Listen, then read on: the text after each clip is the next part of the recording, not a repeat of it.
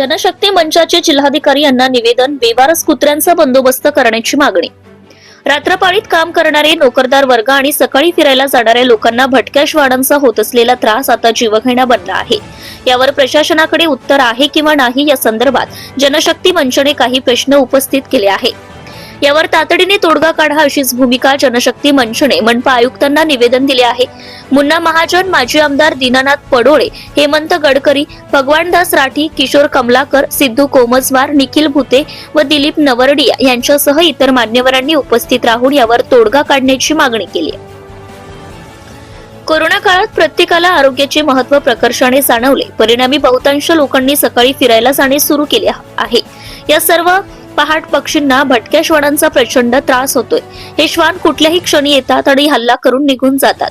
पूर्वी श्वान माणूस दिसल्यावर पळून जायचे, आता तर ते न घाबरता लोकांवरच तुटून पडतात। यामुळे श्वानांचा हल्ला हा नित्याचाच प्रकार झालाय। रोज मरे त्याकरिता कोण रडे अशी अवस्था आता भटक्या श्वानांच्या समस्येबाबत घडू नये यावर मुन्ना महाजन यांनी प्रशासनाचे लक्ष वेधले आहे। अनेकांना आपल्या कुटुंबाच्या पालन पोषणासाठी रात्रपाळीत काम करावे लागते। ते कर्मचारी रात्रीला घरी जातात तेव्हा त्यांच्या दुचाकीवर बेवारस श्वान हल्ले करून त्यांना जायबंदी करतात। आता रात्रपाळीत काम करणे अनेकांसाठी रक्तदाब वाढवणारे ठरले आहे।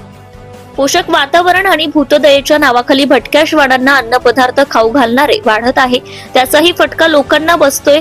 यावर रामबाण तोडगा काढत पीडितांना दिलासा द्यावा अशी विनंती आणि मागणी हेमंत गडकरी यांनी केली आहे।